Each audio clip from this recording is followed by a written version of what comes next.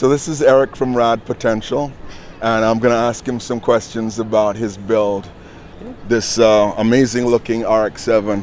Yeah. So, Erich, what is this? Tell me a little something about it. So this is a 1979 RX-7. I call it the Rad X7. There's not much left of the 79 RX-7 as far as performance stuff.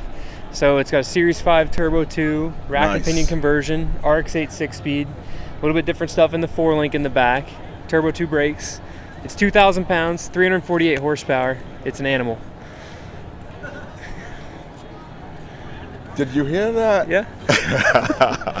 Which RX-8 6-speed is it? Is it the Series 1? Okay. Yep. The Eisen box. Yep. Okay. Yeah. And what's the reason for its build? Why did you build it? Basically, I got into the RX-7s and rotaries in general from like rod mill and rally. Sweet. So that's why I love the first gen. And then my very first RX-7 was an 80. It was too rusty to really rebuild it, so my buddy Charles, who owns that beautiful blue rotary truck, he taught me everything I know about rotary engines. This was his car, and he had it for 20 years before I got it, and it was sitting around. So it was like we restored this one for me because I wanted to build one. And I didn't want to. I could buy another car, but it's cool to keep the story alive, you know. So instead of letting his sit around, it's like, let's fix that instead. So nice. It's actually Charles's car, but it's mine now. Okay. It's such cool. You know, his daughter learned how to drive a stick shift in it. It's been here a bunch of times. Like it's. The story of the car is what makes it really cool, you know, more so than the performance value of it, right? Or I've met Charles and his daughter and his son-in-law. Yeah. Rotary family. For sure. For sure. Well, we're going to take a quick intermission and get back to some questions here if possible. Allow this kind gentleman to get by. Yeah. Thank you. And we're back. MazmartTV with Erich from Rad Potential. So, where are you from originally? And you told me already how you got into it, but remind me what city and state? Yeah, so I lived in Nashville for a while, really where I started all the Rotary and the YouTube channel stuff. And then now I moved back home. I grew up in southern Indiana. So just like farming town, a lot of agriculture, you know, muscle cars. And when I drove my first RX-7 home from college, I was the only one in town with the Rotary, you know? So that's kind of where and how I came to be. I always had a mind and a knack for tinkering with things, but I never had a use for a tractor. So that's why I kind of got into dirt bikes and sports cars instead. But, yeah. And I think you've had a variety of Mazdas. What other Mazdas have you owned? So let's see, I guess I can start with the oldest. So I've got a 74 rotary truck. Nice. Had it for about 8 years now. And then I have a 76 RX-5 Cosmo, 79 RX-7. I think there's about 8 or 10 first gens. I like the fact that you said RX-5 Cosmo because some people are uneducated on it's a rotary the models. Engine. Yep, it's RX-5. So you said 76. 76. Yep, yeah, it's silver. And then I've got, I guess it's technically my dad's, but I've got a 91 Vert FC, S5&A, little half Bridgeport airbag car. Yeah. Oh yeah, it's a beautiful, fun car to rip around. And then I've got a Nordic Green RX-8, my Turbo Yellow RX-8, a couple other RX-8 shells laying around. I do own an FD, but it's the minimum amount of an FD required to own an FD. So it's like I have a shell with a VIN number, and it has like a rear bumper support on it. You and can a title. say that That's you it. own an FD. Yeah. Oh yeah. Yeah. It was crashed, and I just picked up the shell. What do you in the RX chassis, RX-7 chassis? Which RX-7 do you enjoy driving the most in terms of the chassis? What gives you the best feeling driving? It kind of depends on like where you're gonna drive, but I would just say in general more of a nostalgia thing for me. I just like the first gen. Like a nice, like this one, you know, souped up, lightweight, small. I fit in these a little bit better. You know, nothing replaces the performance value of an FD, but I was never really like super inspired by those cars to buy one. Like I love the rally, so it was like these are what I always, you know, looked like. So the FD by far is like the best driving of them, but you know, it's about the feel, you know, in like what you love in your heart and head and how it feels to you to drive, and that's why I kind of like the first gens a little bit better. Yeah, personally, I grew up on the first gens, and I like the driving feel of a second gen for some reason. Yeah. An RX-8 reminds me of the feel of a second gen. Yeah. It gives me the confidence that I'm looking for, whereas your your seat experience is probably more in line to the looser rear of a first gen. Yeah, steer with the rear. That's the rally, mantra right there. Yes, rear sir. wheel Yes, drive, sir. Right? So indeed. yeah, it's a good time. What else can you tell me about it? What you said it was making how much horsepower again? 348 horsepower is the 348. max we've made. I usually Wow, run it on a that's- little bit lower boost, but that's 14 pounds of boost. So right now we ripped the Dragon yesterday in the rain, and I was at 12 pounds of boost, kind of short shifting. We're probably going a little bit irresponsibly fast, but it was a spirited drive, But yeah, it's just been a good car, and these are what got me into all of this. I was talking about it earlier. I met you a few years ago, coming down to pick up another first gen that got restored, and Thank you for reminding me. Yeah, so seeing Mazmart when y'all were still Mazmart selling stuff, it was cool, and it's just eventually the collection will grow and my FD will come alive at some point, and we'll have all 3 generations. But it's a good time. I've driven a lot of these cars and really enjoy the people and the cars. Not just the performance value. It's coming out here and hanging out with everybody over at the hotel or meeting people on the side of the road. And if somebody's broken down, we normally bring tools, so it's like, let's stop and see if they need help. We might have a spare that could fix their thing, and that's the best part about this is it's about everybody else, not just the car. Exactly. That's what DGRR is about, For sure. and we're thankful that they have that have this event. For sure. So thank you for your time. Thank you. I hope that we can get together more often and be able to benefit the community in different ways. So appreciate you and your time. Thank you so much.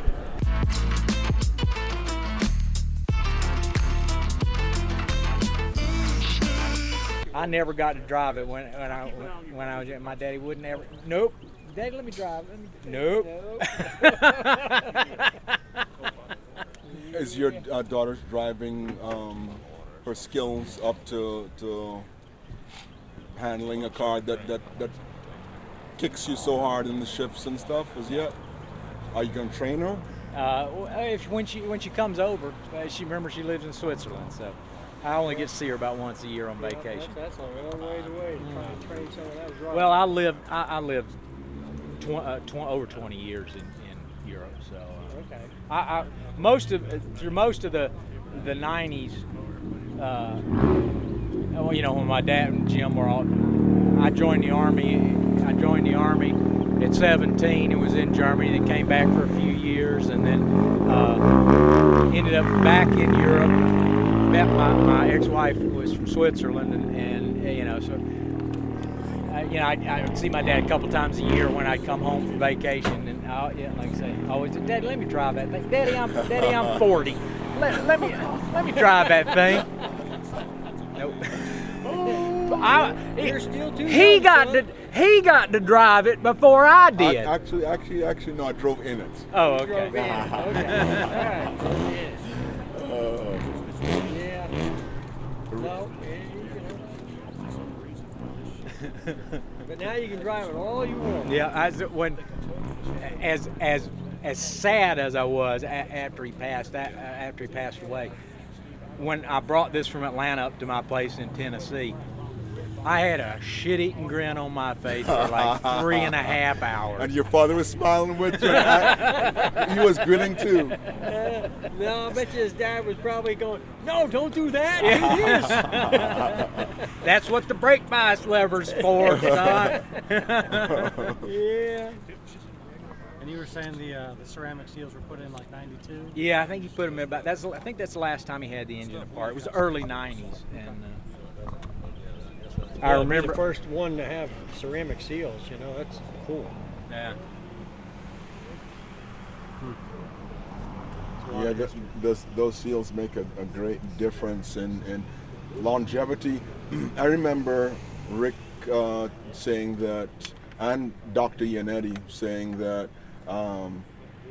the seals could outlast the car. Wow. A properly built engine with ceramic seals under normal hard driving, etc. Probably 1 million miles, they'll still be. That's a lot of miles. They are naturally lubrous, and they They're harder than steel by far. It's kind of diamond-like. What they don't like is When they do break. they don't like to have, say, aggressive timing. It's so aggressive with the turbocharger. Although they're drag racers who their tune is right, where they know how to tune, where they aren't going to have a bunch of detonation, and they get the most horsepower. They can run a little bit leaner than the guys who don't have tuning that's as precise. So ceramic seals are just incredible, and the expense shows it. Yeah, and they don't get warm till like 10,000 degrees. Oh, yeah. I mean, they're space shuttle tiles because Dr. Antonetti made for NASA those black heat tiles for the space shuttle. Okay. Wow. And that's what they are. That is a space shuttle. That's cool. Crazy. My daddy had in the shop his seal box.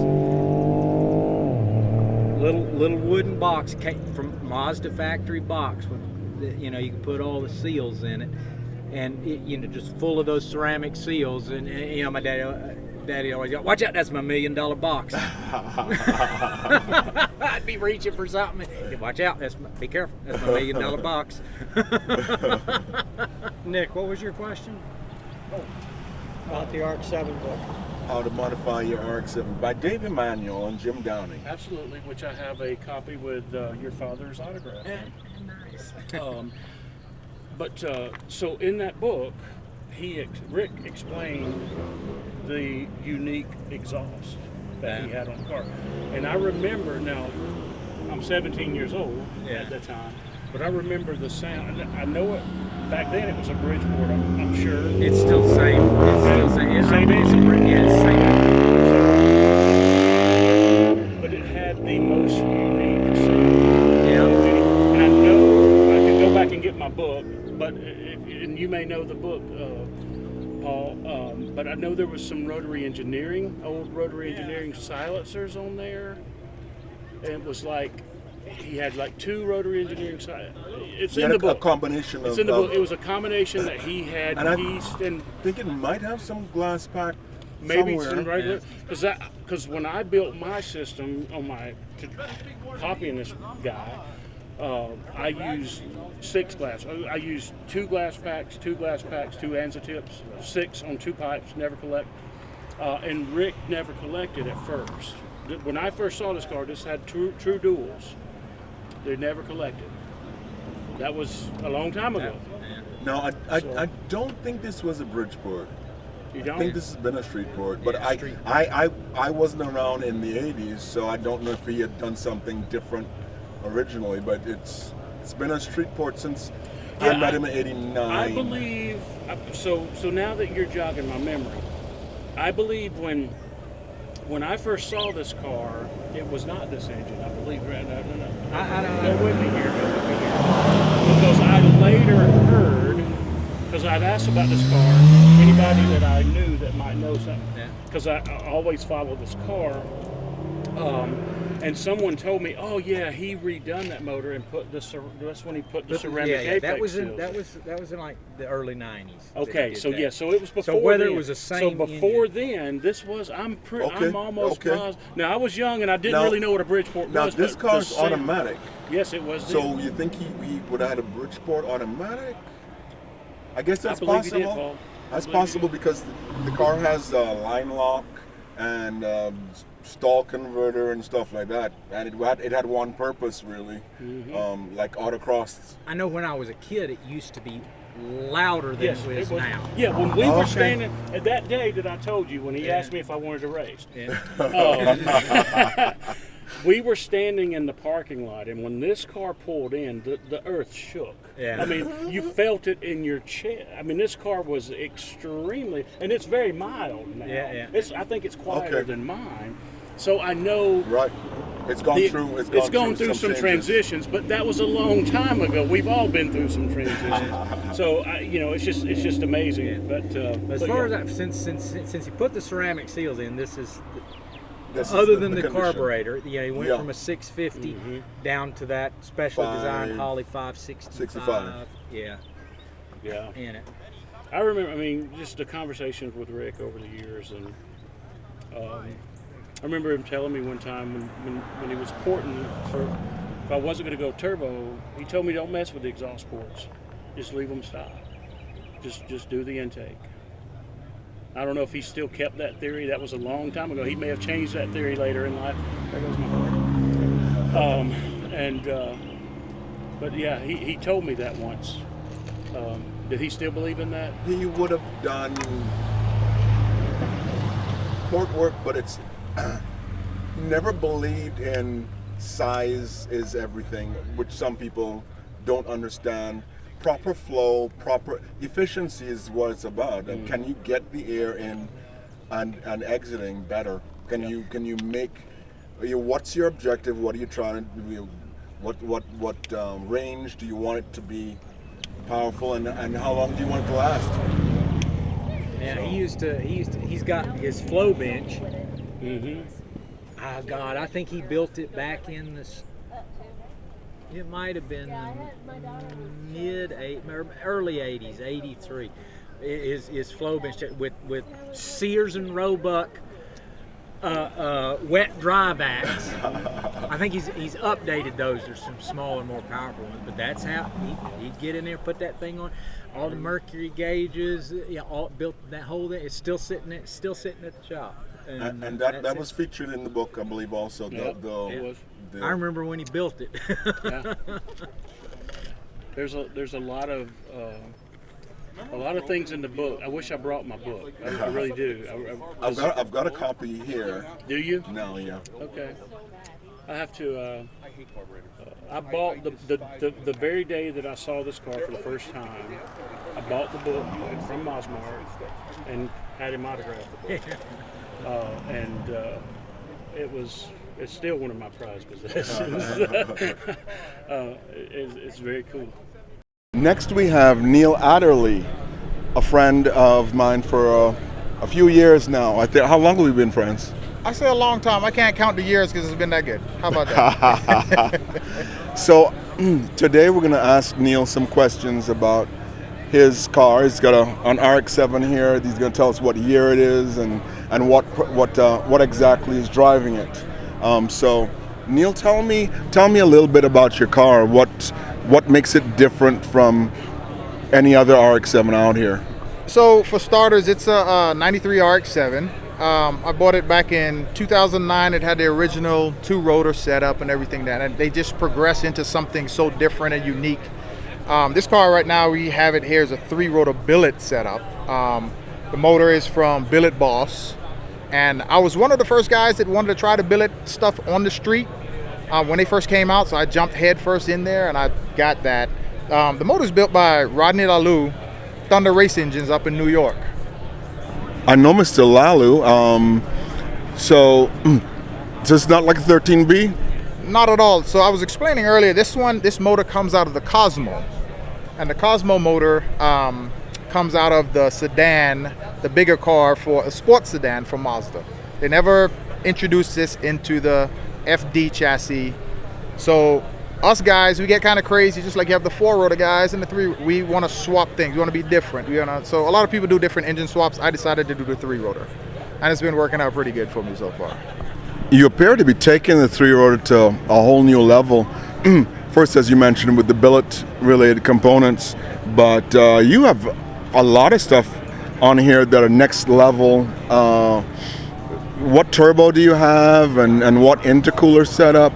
Tell us about engine management and what you got going on here. What makes it tick? So I'll first start off and say that everything that I put together and comes together, you have to have one brain child behind it to get it to work. So shout out to Race Only Garage and Omar Matter in Australia. He remote tunes this car and he takes care of this car, everything on it, every aspect. So the turbo, starting with the turbo, we got a custom turbo made by Revolution Turbo. My good friend Hung, he takes care of me as well. I asked him for some crazy stuff and he's like, Neal, try it, let's do it. So Hung, I appreciate Hung, but it's a Revolution Turbo. It's a custom spec 73.9 millimeter with an 86 millimeter rear wheel. Nice. So right now, that turbo is pushing 1,000 horsepower through this motor. So then from there, when the turbo pushes the hot air through, I have a custom big vibrant intercooler setup on the car. It's a 4.5 inch thick by 12 by 24. It's a big boy, you know, front setup.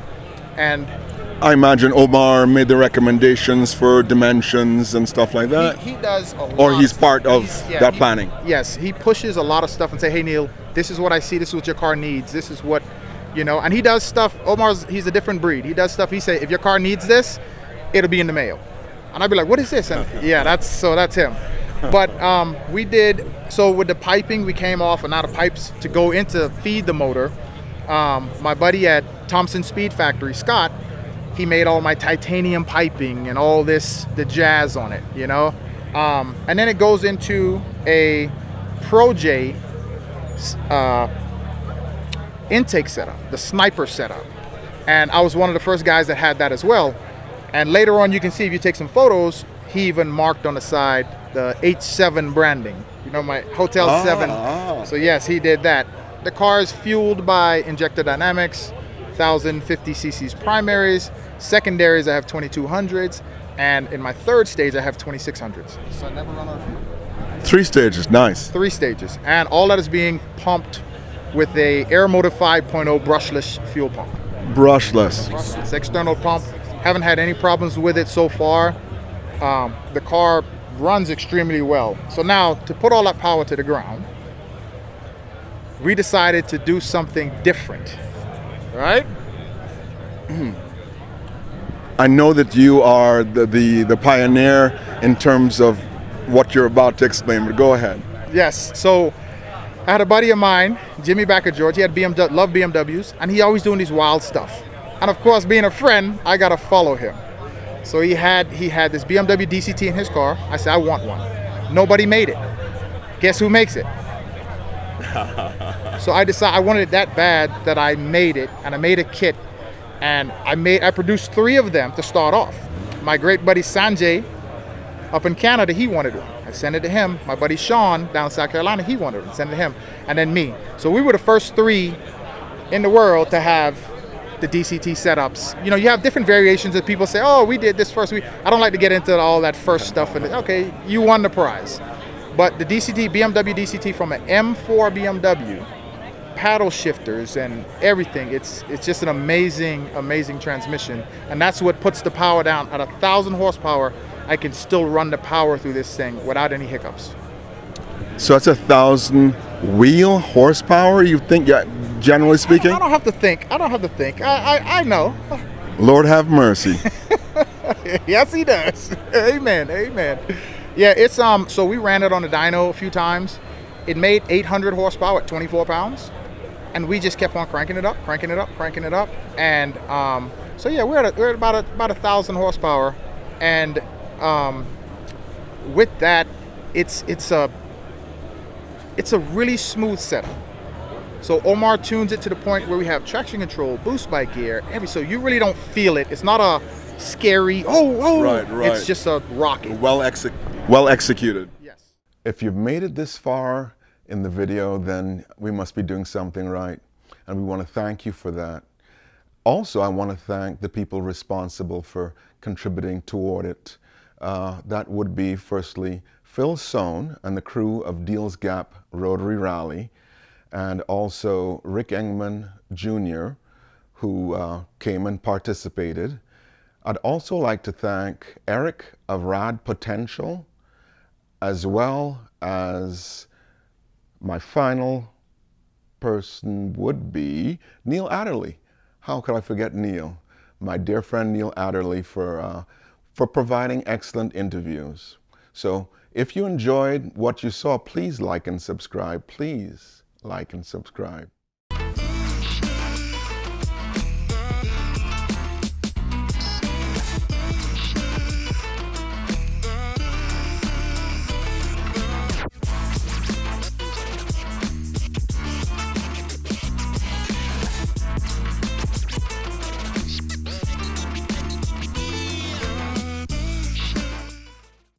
Do you know if this is one of his lightning rotating assemblies?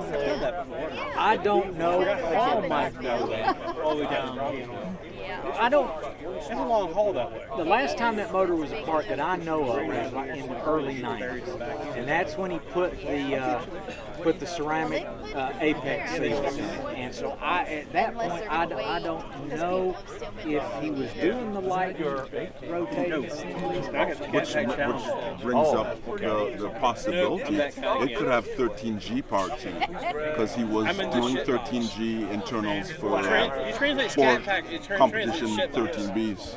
So he might have used 13G internals.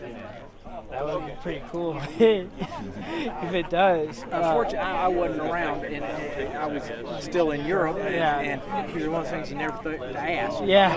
You know? Yeah. Now I regret it, not knowing. You didn't know at the time. Do you know when the last time it was actually rallied? The last time I remember him really rallying, it was in the late 80s.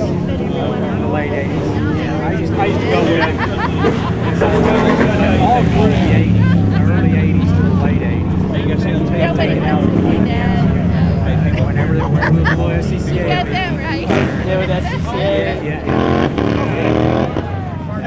And it was always an auto as long as he was racing it? Always. Okay. My daddy bought that in 73. He bought it in 74. He was an aircraft engineer at Lockheed. Yeah. And in the late 60s, they laid everybody off, and so he went to work for Tabor Pontiac in Atlanta. Tabor Pontiac Mazda. He was the Mazda guy there, and somebody initially worked there prior to becoming Mazda dealer. No. Okay. Errol worked there. His friend from hospital, Errol worked there. And when they took the Mazda, then he went there. And back at that time, they were still new, and somebody ran it out of oil, not enough coolant. Motor was blown in it, so he bought I still got the original receipt for like $365 that he paid for it. You know, and then, but it was an automatic back then. It was he put another 13B in. He didn't really do this to it until in the 80s, early 80s. He started changing around. He's had a couple of different transmissions, and I think Paul said they were even the automatics in it's one that he and Jim from Racing beat. They went through a couple of iterations of it, and the intakes, I remember them. That's probably the first prototype poly intake on that thing, because they were trying to get it right, so they'd make it and send it to my daddy. He put it on the dyno and say, if we do a little bit of this, and then he'd send that specs back, and they'd make a difference. So it's all pretty early stuff on it. And, so it's always been a hot car. And then in the early 90s, he put the roll cage in. Okay. So when he originally was rallying it, didn't have a roll cage in it? I don't think maybe he did it in the mid 80s, maybe 85, 86. And but it didn't always have it in there. Yeah. It didn't always have it. And because I used to ride in the back seat. Yeah. And so I remember that. And the story behind the roll cage is Mazda in Japan had that for an RX-3 race car, and it wouldn't meet the requirements in the sanctioning body in the United States. Yeah. So they had to build something different. It's designed for RX-3 race car. So Rick utilized what existed. Yeah. Reuse what you can. That's true. Yeah. And then so it's still got a Holly set up, like an early hard vacuum secondary. It's set up exactly like he had it. I hadn't changed a thing on it. And I figure he knows better than I do. The carburetor that's on it now, I think, if I'm not mistaken, I remember the carb that was on it, he was saying he wanted to go to a smaller size. So either it was 550 and he wanted to go down to a 460, I think was the most. It's funny you said that because this goes back to the 90s when I told you I first met this car. I was pretty sure that it had a double pump. It did at one time. Okay. But I don't think it was a much bigger carburetor. That looks like a 550. Yeah. So maybe it was a larger carb than a 550 that he had and went down Because to. I think he I wanted remember with the the rally, carb was like this big in my mind. with the rally Now it's stuff, like he this wanted big, a better response. Exactly. And so, Exactly. because he only used first and second gear. Yeah. Which is kind of a pain in the ass for me now, because he got under there and bent the damn linkage. And so when I'm driving up in these mountains and shit, I can't shift down in second gear because he's bent the linkage that when he was rallying, once you get it down to first, second, he would slam it back and forth between first and second. And to get it back into drive, somebody's got to get under the car with a pry bar, and then somebody else got to get inside and push it all the way up. So, We can put you a 6-speed in there like mine. Nah. Well, that was good enough for my daddy. It's good enough for me. Are you running like an RX-8 6-speed? Yeah. I run the RX-8 6-speed and a 4.4 in the rear. Kind of copied RX-8. That's It's it. rotorized. Yeah. That's what? It's rotorized. Rotorized. We saw that on the trailer. Yeah. There's a guy, actually, your dad probably knew him. His name was Tom Little. He's an old SCCA guy from Atlanta, and he raced a green IT7 car for a long time, and then right before he stopped racing, he built a Renesis swap Miata, an A Miata. Man, that thing went like crazy. This guy's where? He's out of Atlanta somewhere. I can't remember exactly where. His name was Tom Little. It was a bright green first-gen RX-7 IT7 car. He raced it forever, then did the Renesis swap in a Miata. Oh, in an older Miata? Yeah, an NA first gen. Okay. Yeah, he was doing it at the same time we were Renesis swapping our RX-7, so for Champ Car. So we were kind of bouncing things off, but I think he didn't do it with the factory ECU like we did. I think he did it with some sort of standalone. I don't know what he used, but So you have an IT7 with the Renesis. it was an IT7. Now it's the Champ Car. It's got turbo tube brakes all the way around, the Renesis with the RX-8 wiring harness. Like YouTube videos illustrating it? At all? Not like how it was done or anything. Rotaries and jet skis on YouTube. Just showing that car. Showing the car, yeah. Rotaries and jet skis on YouTube. We talked to you a lot when we were building it, so. I blame medical conditions. No, it's. That's so funny because I think I was really enamored. I'm really excited about seeing that RX-7 with the Renesis. It's probably the same car. Yeah, it's a black car. Has orange. Do you have stripes like in-car camera footage of it driving? or was that another car? No, I think I might have a YouTube video out there with that in it. I don't know. We don't normally put a camera in it, but right now we did our last race with that in October at AMP, and we right towards the end of the race. It was a 777, and I was out there. I'm like, oh man, the steering is getting just so heavy. And I come in, and we had turn-in spacers under the spot of the coilovers, and we're like, man, maybe they came loose, and it was because it wasn't self-centering, and maybe it came loose, so the wheels were kind of doing their own thing. They were tight, so my dad's like, go back out. Finish the race, come back in, we get it back to the shop, and we actually looked. By now, you've probably figured out that the Rick Engman that was at Deal's Gap is not the one that you know if you're a rotary engine fan, but in fact his son. So again, thank you, Rick, for coming and having fun with us, and we hope to do this again. So thank you so much. Take care.